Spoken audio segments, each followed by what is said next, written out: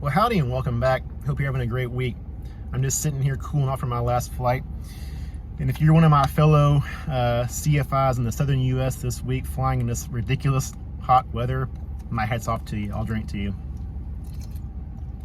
I want to talk this week about a more figurative kind of burnout than what we've got on the ramp right now, and that's career burnout. If you're around this profession for any length of time, it's something you might encounter. You know, we get this advice. People say, if you do a job you love, you'll never work a day in your life. I think that's a half-truth, at best. If you take a passion like aviation and turn it into a career, by its very nature, it's going to become work. You know the pressures and stresses that are involved. But it's natural to have that burnout experience. I've had it a couple times in my 14 years. But what I think is not as natural or healthy is to try and tough it out and just work through it. Keep on working 6-7 day weeks, 8-hour days, and think you're just going to get past it. Maybe you will, maybe you won't, but that's not healthy, in my opinion. So I just want to share with you a quick list of things I think have helped me out in very real burnout situations in my career, and maybe one or two will resonate with you. Number one, take some time off. That can be difficult, especially when you're self-employed. You know, we get so defined by this job that it's hard to walk away, it's hard to unplug.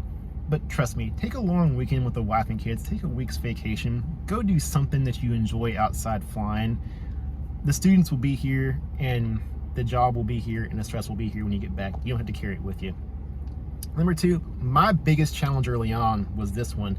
You gotta intentionally take care of yourself. You gotta sleep enough, you got to exercise, and you gotta eat right. And that means not going looking for whatever crap is in the vending machine at the FBO or what kind of fast food is near the airport. Next up, wherever you can, try to, especially if you're self-employed, try to create systems so that some of those little processes that we think we have to insert ourselves into every time maybe don't require our involvement or our intervention. That's something I'll probably talk about in a little bit more length because I really do believe in business and in aviation, systems are kind of the secret sauce. So build systems where you can. Next, do stuff to rekindle that passion for aviation.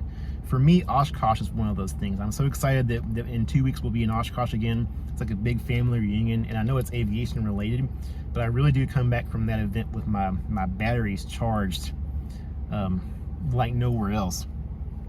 Next, this is something else that I went through. Consider the fact that it might not be the job that's burning you out. It might be where you're doing the job or who you're doing the job for. I faced that about 8 years ago and had to make a decision that if I was going to continue instructing, it needed to be out on my own, and that actually ended up being the right call for me.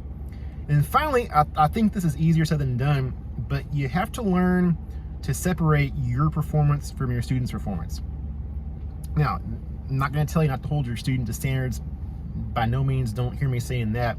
But at the end of the day, you got to take your performance personally. You can't necessarily take your students' performance personally. Two separate things. You got to separate those in your head. So this is a short list, a few things to think about. But no matter what, if you're feeling burnt out, don't try to press through it. You got to do something to take a step back, relax a little bit, get that passion back, make your life easier, make yourself healthier, because we need you in aviation. Y'all stay cool, fly smart. We'll see you next week.